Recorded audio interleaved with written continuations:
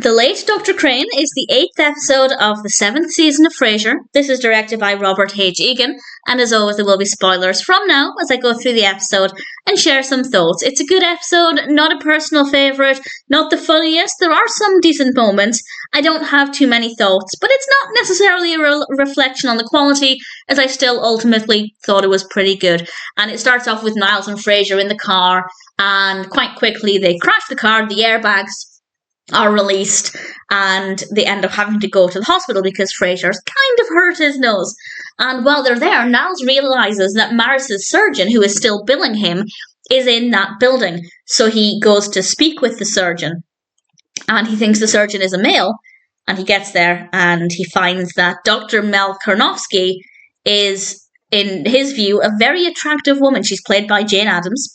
And it's very clear that, yeah, she's beautiful, he's very taken with her, but I also think her mannerisms and the way she speaks, Niles is very drawn to this. There's just something about her that's quite appealing to him. And just based on that initial interaction, it does seem like they could be quite a good couple. So Niles is about to ask her out, and she thinks he's asking her about Botox, and he gets booked in for that day. Will he go through with it? Well, we'll find out in a second. We're then in the apartment, and Niles comes over and he has his Botox, and then they're watching television and Frasier Crane has died, which is not what anybody expected. And this is because Frasier, when he was at the hospital, was fed up of waiting and having to sit next to somebody who was bothering him, so he went out of the room and his name was called, and somebody took his name and went to get whatever he was getting done in his place, and unfortunately that individual died. And because he was there under Frasier's name, it was reported that Frasier Crane had died. And just that scene, that reveal, I thought was fantastic. The title does kind of give it away. It does suggest that something of that nature is going to happen, but I didn't necessarily know exactly what was going to happen, and I rather enjoyed it. And the next thing we know, Frasier is writing his own obituary, which is quite an interesting concept, because he's writing it feeling like it will give him more focus on his goals, what he wants his obituary to read. He then has to work towards achieving that if he hasn't yet.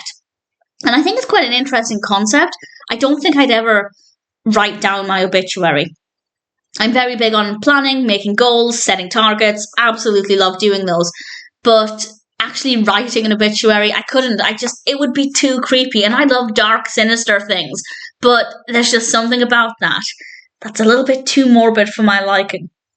But it seems to work for Frasier, and he's doing all of these things and trying to achieve all of these goals, and I think that's great. Martin's having a good time as well, because people are sending gift baskets and things because he's lost his son, and Martin's getting all of this free stuff, and he's quite happy.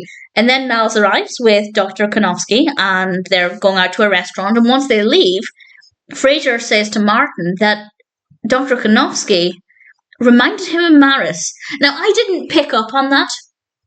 Granted, we've never met Maris, so it's kind of not necessarily immediately obvious that they're similar, but once Frasier said that, it did seem like it would be a similar relationship, with Niles doting on her and Dr. Karnofsky controlling everything. She made the reservation, everything was done with her in control. Not that a woman can't be in control of a relationship, it should be a partnership, but certainly if a woman wants to make a reservation, they absolutely can.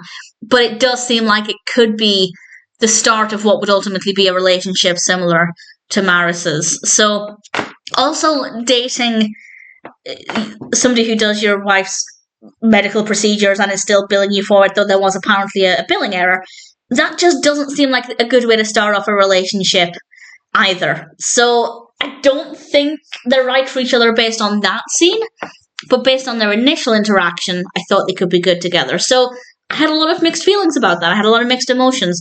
So quite fascinating. And after Frasier said that, he and Martin were talking, and Martin said something to Frasier that I think was really important, because I am very much like Frasier in this episode. I will plan to be better, to be a better version of myself. I will work on things, to do some things that I want to achieve because I want to have achieved them. For example, Frasier is running because it's something he wants to be able to say he's done. But is it actually something he's enjoying, or does he just want to be able to say, hey, I did that, that's on my obituary? And I'm very much like Frasier in that regard, whereas Martin said to him, what would make you happy now?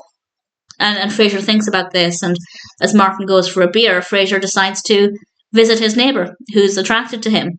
And instead of focusing on what he wants his life to look like years down the line when people reflect on him, he's in that moment focusing on what will make him happy in that moment, rather than what in theory will make him happy once he's dead, once he looks back on his life.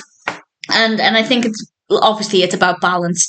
And there's no reason why we can't do both. We can do things that make us happy now while also working towards goals. And I think Frasier was finally starting to realise that. So some nice messages in this. Not the funniest episode, although the ending was very funny because Martin takes one of the bows from the gift baskets and puts it on Niles's Botoxed forehead. And because Niles couldn't feel it, he ended up leaving the house with the bow on his forehead. I feel like he would be able to see it. It's a large bow. He'd be able to see it above him. But nevertheless, very funny. Really thoroughly enjoyed it. I think there is some good food for thought here. As I said, I would never write my own obituary. I just find that to be a little bit too creepy, even for me. But I do like the idea of reflecting on what my life might look like in hindsight once I get to the end of it, while also wondering what could I do now that would make me happy. Of course, the ideal thing would be doing something that makes you happy now while also working towards a goal. So some good food for thought there, some great moments. I thought that Dr. Karnofsky was a really interesting character, and ultimately, while it's not a personal favourite, it's still a decent episode of Frasier.